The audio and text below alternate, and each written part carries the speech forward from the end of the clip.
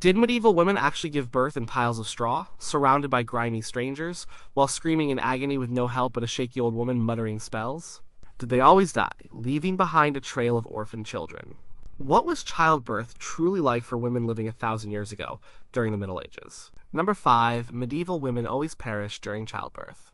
When we picture medieval life, a common scene that often pops into our minds involves childbirth as a universally fatal event for women. The popular stories, the television shows, and even some textbooks from not too long ago painted a grim picture, suggesting that having a baby back then was practically a death sentence. It is true that childbirth in the Middle Ages carried significant risks, far greater than in modern times, but the idea that every woman, or even most women, died in childbirth is a dramatic oversimplification, a kind of historical echo chamber amplifying the tragedies while ignoring the more common outcomes. Many women survived multiple pregnancies and went on to live full lives, raising their children and continuing their daily roles within their communities. The medical knowledge of the time, while different from what we know today, was not entirely absent, and the support systems for expectant mothers were often robust and deeply rooted in communal traditions. Midwives were central figures in the birthing experience. These women were not just casual attendees, they were professionals within their communities, holding positions of trust and expertise that often began with an informal apprenticeship under an experienced practitioner. A young woman might learn from her mother or an older neighbor, observing many births over years, memorizing ancestral remedies, and understanding the practicalities of labor.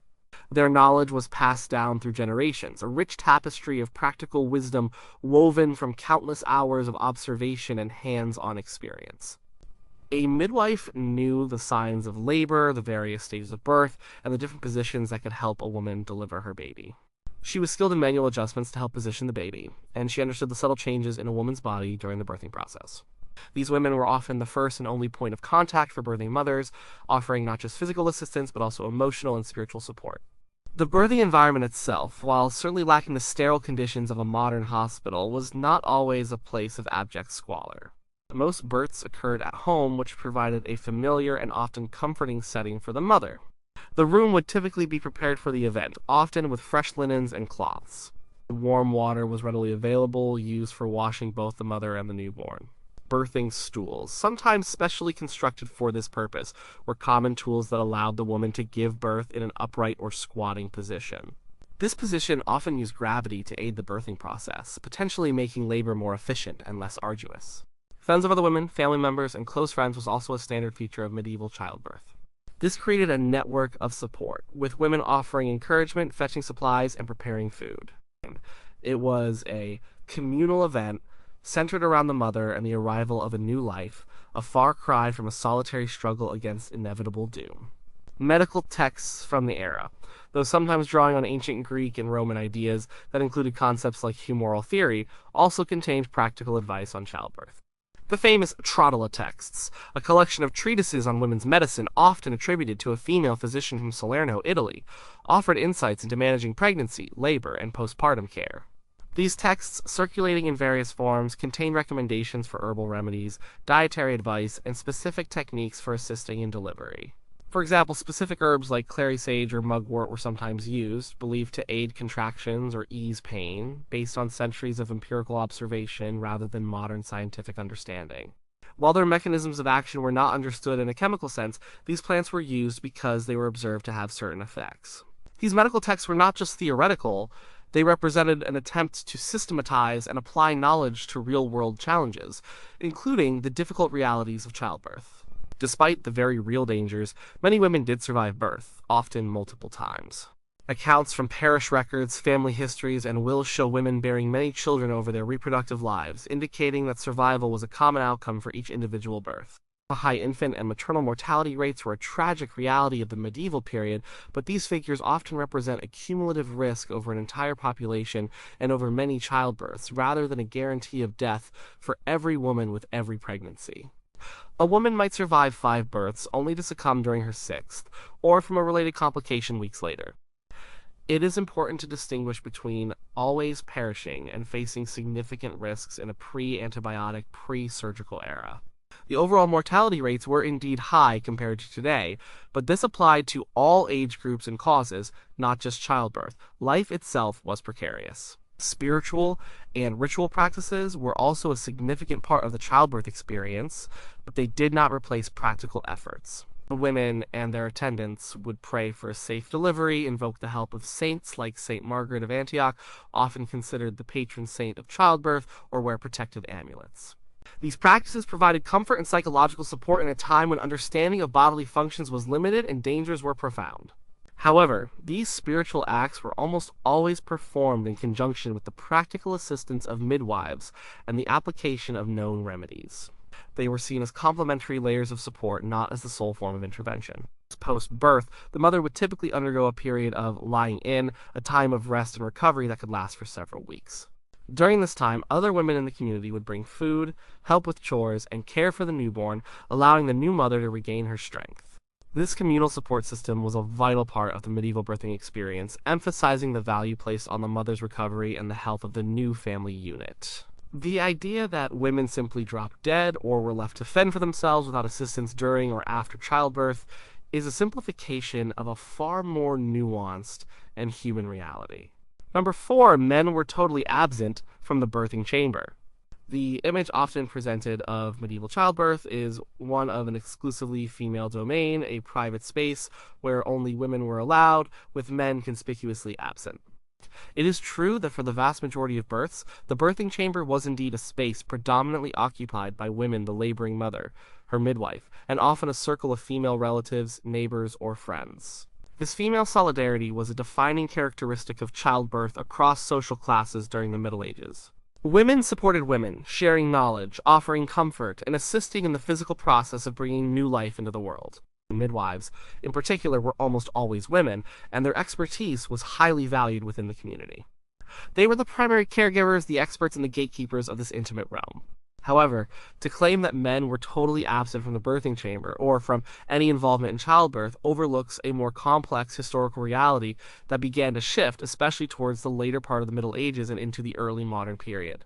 While direct physical participation by men in a routine, uncomplicated birth was rare, their involvement could occur under specific circumstances, particularly in cases of severe complications or within certain social strata.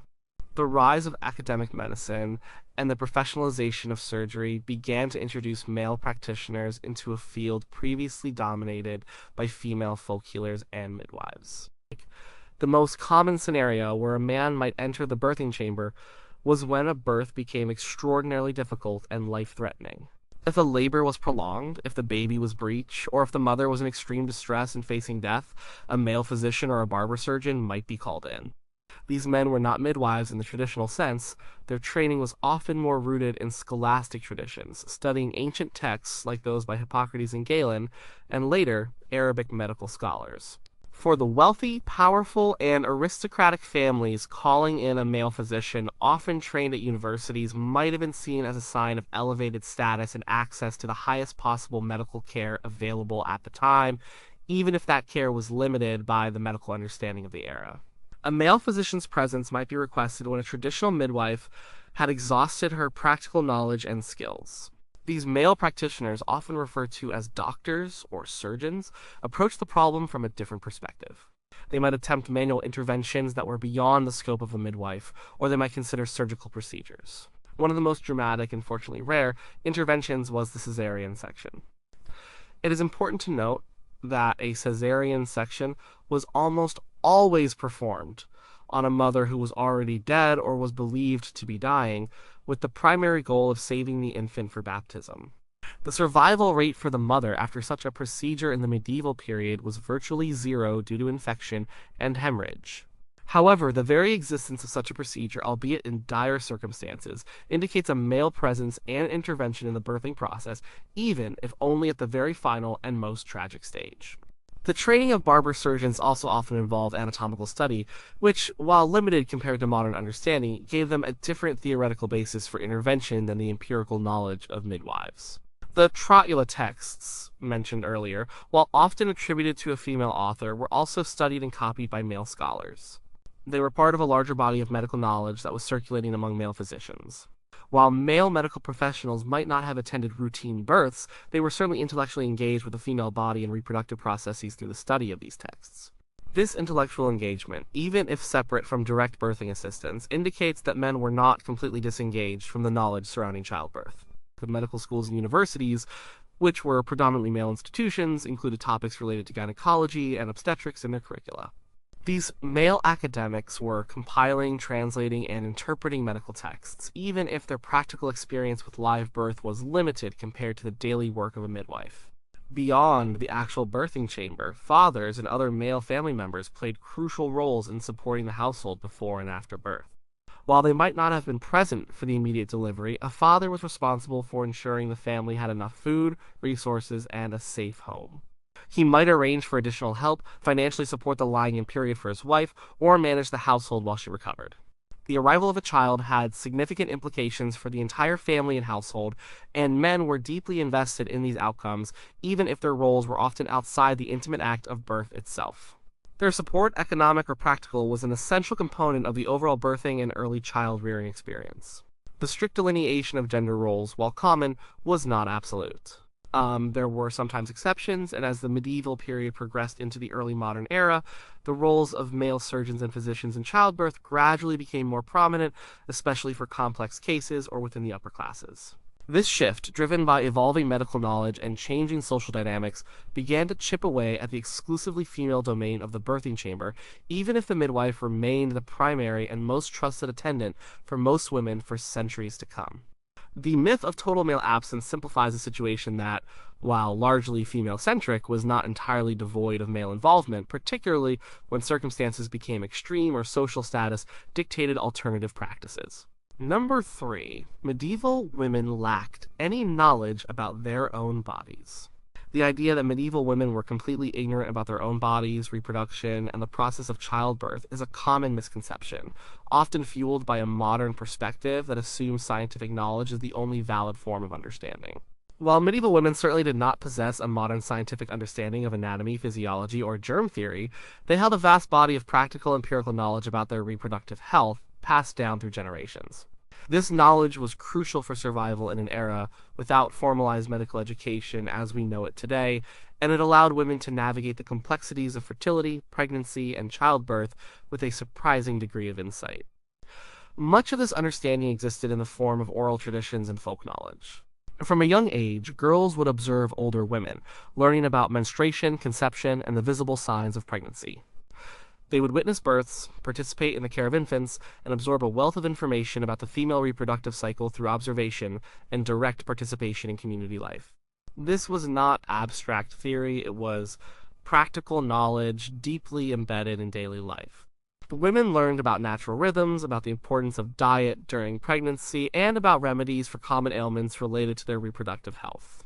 This collective wisdom, refined over centuries, formed a kind of informal curriculum that prepared women for their biological realities. Midwifery, as a profession, stands as a strong testament to women's deep understanding of the human body, particularly concerning birth.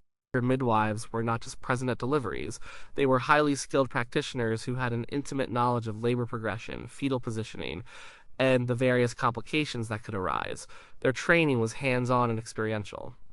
They learned to recognize the onset of labor, to gauge its progress, and to identify when a baby was not presenting correctly. They developed techniques for manual adjustments to help turn a breech baby or facilitate a difficult delivery. This practical anatomy, learned through observation and repeated practice, was a sophisticated form of knowledge, even if it wasn't codified in academic texts with modern medical terminology. They understood the mechanics of birth in a way that allowed them to actively assist, rather than just passively observe. Herbal medicine was another significant repository of women's knowledge about their bodies. Women were often the primary gatherers and users of medicinal plants, understanding their properties through generations of experimentation and observation. For reproductive health, specific herbs were used to address a range of issues. For example, pennyroyal might be used to induce menstruation or as an abortifacient, while mugwort was believed to help with labor pains or to expel the placenta. The raspberry leaf was used to tone the uterus in preparation for labor, and shepherd's purse was sometimes employed to staunch postpartum bleeding. These uses were based on observed effects, even if the active chemical compounds were unknown. This empirical pharmacology was a practical science developed and refined by women over centuries, showing a sophisticated understanding of how specific plants interacted with the body's systems, especially its reproductive functions. While much knowledge was oral, there were also written texts intended for women, or at least for those who cared for women. The Secretum Mulierum, or Secrets of Women, was a popular text that circulated widely, albeit controversially, throughout the medieval period. While often pseudonymous and sometimes drawing on questionable sources, these texts offered advice on a range of topics, including conception, pregnancy, childbirth, and female ailments. Their very existence indicates a demand for written information about the female body. Furthermore, domestic manuals and books of secrets often included sections on health and household remedies, many of which pertain to women's specific health needs. These texts, whether read directly by literate women or interpreted by others for them, show that there was an attempt to codify and disseminate knowledge related to women's bodies and their unique physiological processes. Medieval women also had a practical understanding of their menstrual cycles, fertility, and the gestation period. While the exact scientific mechanisms were unknown, they understood the relationship between certain times of the month and conception, and they could largely estimate the duration of pregnancy. This practical understanding allowed for family planning, even if rudimentary, and helped women prepare for the arrival of a new child. The concept of quickening, the first fetal movement felt by the mother, was an important marker of pregnancy and was widely understood. This was not a scientific understanding of fetal development, but a practical and deeply felt awareness of life growing within the body. The concept of hygiene in the Middle Ages was different from our modern understanding, but it was not absent. Women, particularly midwives, understood the importance of cleanliness, even if they lacked germ theory. They would use fresh linens, warm water, and clean cloths during childbirth. The focus was on outward cleanliness and comfort, which was considered important for the mother's well-being and recovery. This practical approach to care, combined with the extensive folk knowledge and the learned skills of midwives, paints a picture of women who were far from ignorant about their own bodies. They were active participants in managing their health and reproduction using the tools and knowledge available to them in their time. The myth of total ignorance overlooks the richness and practicality of medieval women's understanding of their own biological experiences.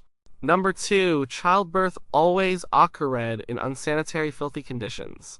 The persistent image of medieval childbirth often involves a dirty hovel, piles of straw, and unspeakable filth, leading to the conclusion that rampant infection and death were inevitable consequences of such conditions.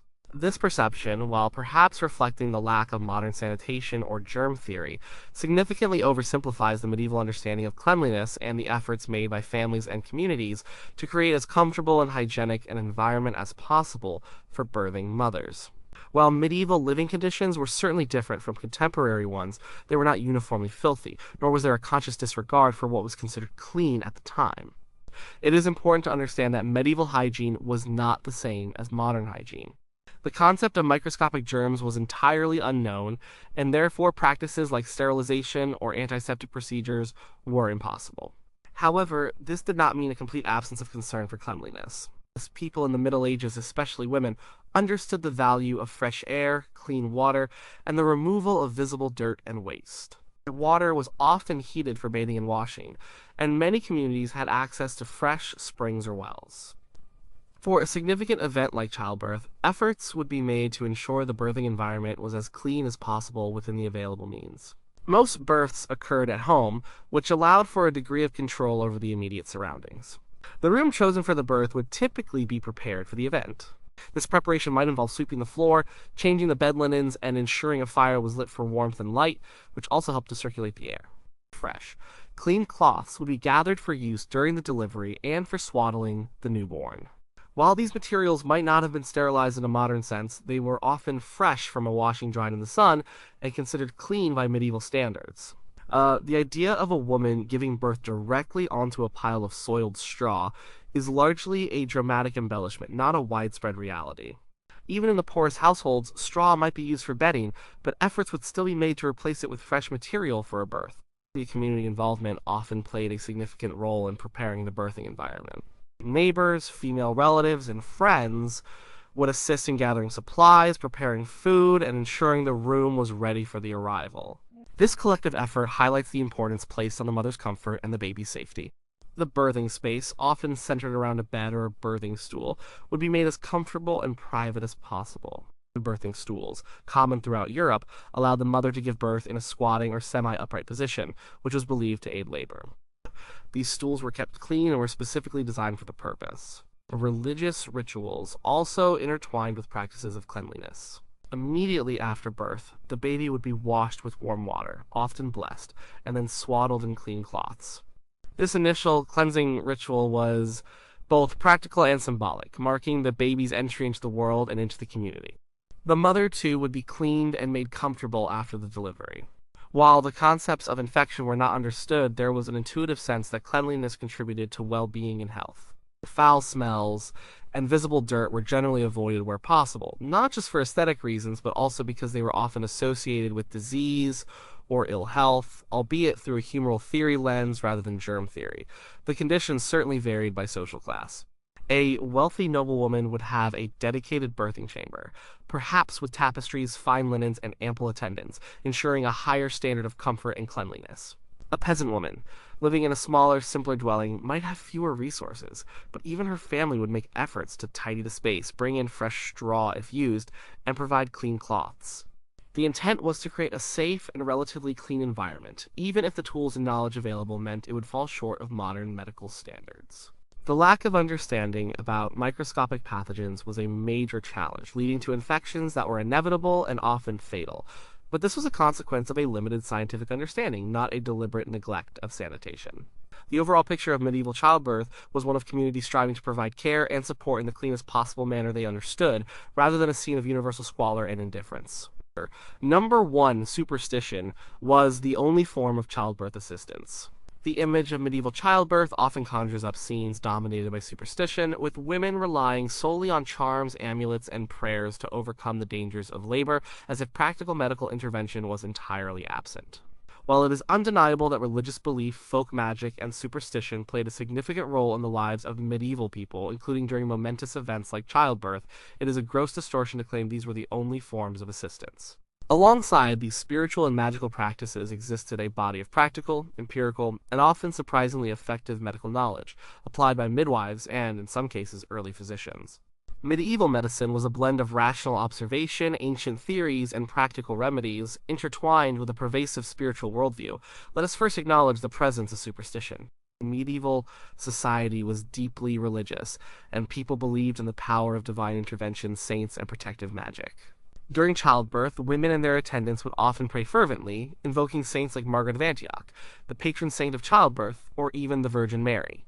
Charms, amulets, and relics were sometimes placed in the birthing room or on the mother's body, believed to ward off evil spirits or ease labor. Specific prayers were recited and rituals performed, all aimed at securing a safe delivery. These practices offered psychological comfort and a sense of control in an inherently unpredictable and dangerous situation. They were an expression of hope and a coping mechanism for the anxieties surrounding birth, but they were almost never the sole intervention. Contrasting sharply with the notion of only superstition were the very practical interventions performed by midwives. These skilled women, through generations of experience, understood the mechanics of labor. They would employ various birthing positions to assist the mother, such as standing, squatting, or sitting on a birthing stool, which could help gravity aid the descent of the baby. The midwives were adept at manual maneuvers to help position the baby if it was presenting incorrectly. They knew how to apply gentle pressure, how to turn the baby, and how to manage the delivery of the placenta. They used warm water for compresses, understood the benefits of gentle massage, and knew how to support the mother through the different stages of labor. These were physical, hands-on techniques developed through observation and refinement, not based on magical beliefs. Furthermore, herbal pharmacology was a cornerstone of medieval childbirth assistance. This was not mere superstition, it was a form of empirical medicine where plants were used for their known physiological effects. Women, often the keepers of this knowledge, understood which herbs could stimulate contractions, alleviate pain, staunch bleeding, or promote healing. For example, specific herbs with oxytocic properties, meaning they could induce uterine contractions, were used to aid slow labor. Herbs with analgesic properties might be given to help manage pain. Plants, known for their astringent qualities, were used to help with postpartum bleeding. This extensive knowledge of medicinal plants passed down through families and communities represented a systematic application of observed cause and effect, a rudimentary form of pharmacology. While the active chemical compounds were not isolated or understood in a modern sense, the effects of these plants were recognized and utilized. In extremely difficult cases, and especially in the later medieval period, some surgical interventions, though limited and dangerous, were attempted. While cesarean sections on live mothers were almost certainly fatal due to lack of sterile technique and understanding of hemorrhage, male barber surgeons might be called upon to perform embryotomies, dissection of the fetus, in cases where the baby was already dead and impacting the mother's survival. This was a desperate measure, but it represented a medical rather than a magical intervention. The very existence of surgical instruments from the period, including those that might have been used in obstetrical contexts, further illustrates a reliance on practical tools in addition to spiritual comfort. The medieval medical system, influenced by ancient Greek and Roman thinkers like Galen and Hippocrates, as well as Arabic scholars, operated within a framework of humoral theory. This theory, which posited that the body was composed of four humors: blood, phlegm, yellow bile, black bile, guided diagnoses and treatment. While certainly not scientifically accurate by modern standards, it was a rational system for its time, attempting to explain health and disease. Treatments for pregnancy and childbirth were often prescribed based on humoral imbalances. This intellectual framework, even if flawed, was a system of rational thought applied to medicine, not simply a reliance on random magical practices. Midwives and medical practitioners often integrated these theoretical concepts with their practical experience, seeing them as complementary tools for understanding and managing the birthing process. The overall picture is one of a multifaceted approach to childbirth in the Middle Ages. Their women and their communities employed a wide range of strategies, practical skills, and manual interventions by experienced midwives, the empirical use of herbal remedies, a conceptual framework of health and illness based on humoral theory, and certainly spiritual and magical practices to provide comfort and hope. To isolate superstition as the sole form of assistance is to ignore the rich tapestry of practical knowledge and collective wisdom that defined childbirth support during this historical period. It was a time when all available resources, both tangible and intangible, were brought to bear on one of life's most profound and perilous journeys.